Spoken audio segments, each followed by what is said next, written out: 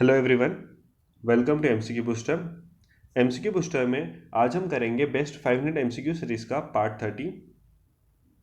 अगर आप लोगों ने बाकी के वीडियोस नहीं देख रखे हैं तो आप एमसीक्यू बूस्टर की प्लेलिस्ट में जाइए, वहाँ पे बाकी के वीडियोस अवेलेबल हैं। तो चलिए शुरू करते हैं। Question first, the annual flexive emission gap report release by option A German watch, B UNEP, C IPCC, D UNFCCC. इसका करेक्ट आंसर है United Nation Environment Programme, option B. United Nation Environment Programme अपनी एक report जारी करता है, emission gap report. इसको हम commitment gap report के नाम से भी जानते हैं।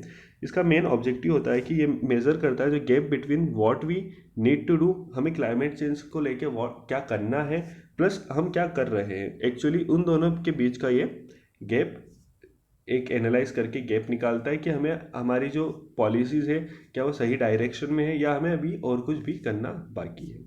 Next, Automatic Exchange of Information AEOI resign is an international deal signed between। तो ऑटोमेटिक एक्सचेंज ऑफ इंफॉर्मेशन किसके बीच में साइन हुई है? Option A India and Japan, B India and USA, C India Russia, D none of the above. तो इसका correct answer है none of the above. ये बिटवीन स्विट्जरलैंड और इंडिया के बीच में साइन हुई है।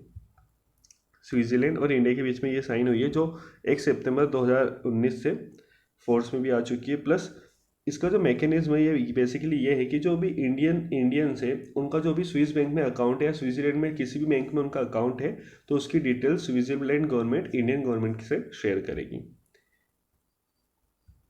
Next, India longest electrified rail tunnel was recently inaugurate in.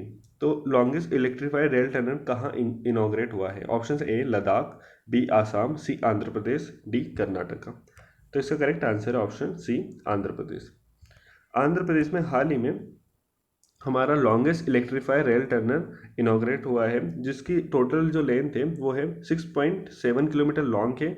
Was consider जो उसकी कॉस्ट हुई है वो लगी है 437 करोड़। एंड कनेक्ट जो करता है चेरोलोपाली और रावपुरी से कनेक्ट करता है। Next, recently a bill has been introduced in Lok Sabha proposes setting up of reskilling fund which is primarily related to।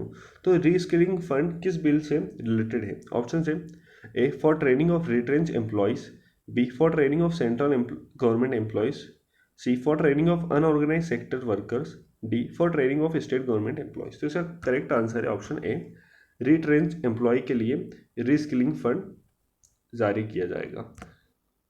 Option सही है ए। जो बेसिकली एक बिल अभी 2019 में लोकसभा में पास हुआ था, इंट्रोड्यूस हुआ था, जिसका नाम था labour code industrial relation.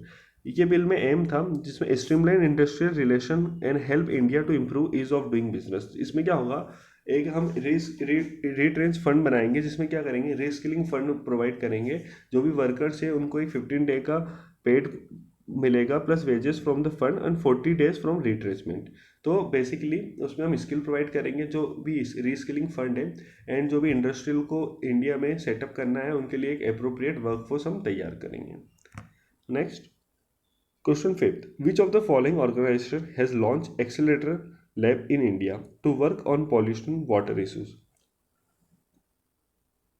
Option है UNICEF, B UNESCO, C UNFCC, D UNDP. तो एक्सेलरेटर लैब जो है वो किससे रिलेटेड है? इसका करेक्ट आंसर है option D UNDP.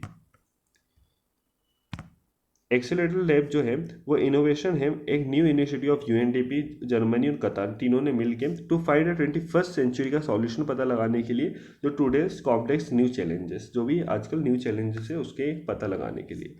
Next, which of the following is the first nation to declare climate emergency? तो ऐसा कौन सा देश है जिसने फर्स्ट क्लाइमेट इमरजेंसी डिक्लेयर करी है? ऑप्शन है Scotland, B United Kingdom, C EU European Union, D France. तो इसका करेक्ट आंसर है ऑप्शन ए स्कॉटलैंड। हाल ही में स्कॉटलैंड ने की सरकार ने फर्स्ट कंट्री बनी है जिसने डिक्लेयर करी है क्लाइमेट इमरजेंसी अपने देश में, quickly follow by the national assembly for Wales on 20। फिर इसके बाद नेशनल असेंबली ऑफ वेल्स ने भी ये जारी किया अप्रैल में। Then parliament of the United Kingdom ने भी यूके में 1 मई से ये जारी किया। यूनाइटेड किंगडम ने बोला made up of England, Scotland, Wales and Northern Ireland is an island nation to north western Europe. Next, what is the dendrochronology?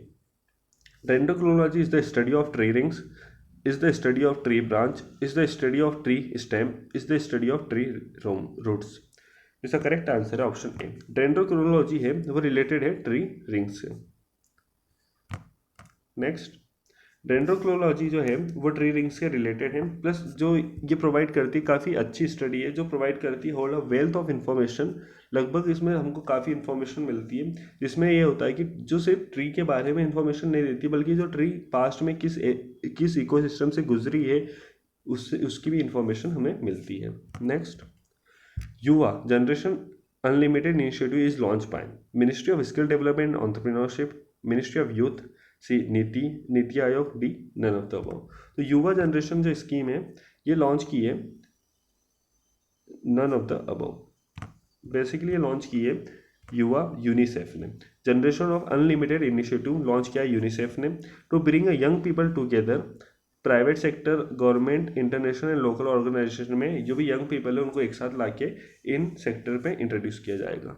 Next, which of the following is our primary requirement for a person to participate practice medicine in India with foreign medical qualification? Options are clearing national exit exam, B 1 year internship in a hospital recognized by the Medical Council of India, C recommendation letter by the local MP, D all of the above। तो इसका correct answer है clearing national exit exam. क्या होता है, primary अगर requirement for a person to practise, उसको out of India practice करना है अपनी मेडिसिन के बारे में, अपनी नॉलेज उनको, तो बेसिकली उनको क्लियर करना पड़ती है एक एग्जिट एग्ज़ाम जो कि क्लियरिंग नेशनल एग्जिट एग्ज़ाम होती है। नेक्स्ट, जिसको हम नेक्स्ट बोलते हैं, जो MCI screening test foreign medical graduate examination as a serve abroad licence देती है प्रैक्टिस करने का इंडियन डॉक्टर्स को या इंडियन डायस्पोरा जो भी है रिलेटेड टू मेडिसिन, उनको ये एक लाइसेंस प्रोवाइड करती है through next exam. Question 10th, 42nd constitution amendment also known as. तो 42nd कॉन्स्टिट्यूशन अमेंडमेंट एक्ट को हम और क्या बोलते हैं? Options A preamble of India, B mini constitution of India, C micro constitution of India, D none of the above. तो इसका correct answer है mini constitution of India. Basically इसमें इतने अमेंडमेंट हुए थे और इतने चेंजेस हुए थे, इसलिए हम इसको मिनी कॉन्स्टिट्यूशन ऑफ इंडिया बोलते हैं। ये हुआ था 1976 में, was broad during the national emergency के टाइम पे लाया गया था, इंदिरा गांधी के टाइम पे, जिसमें काफ़ी सारे चेंजेस हुए थे। इसमें बेसिकली जो हुआ था related to 5 subjects of concurrent list from state transfer हुआ था, जैसे कि education, forest, weight and measures, protection of wild birds, administration of justice, constitution, organisation of all courts except the supreme court and the high court. Also इसमें insert भी किया गया था socialist, secular, integrity in preamble में इन तीनों को add भी किया गया था। इसमें काफ़ी सारे चेंजेस हुए थे। Thank you so much. Please subscribe and hit the like button. Thank you.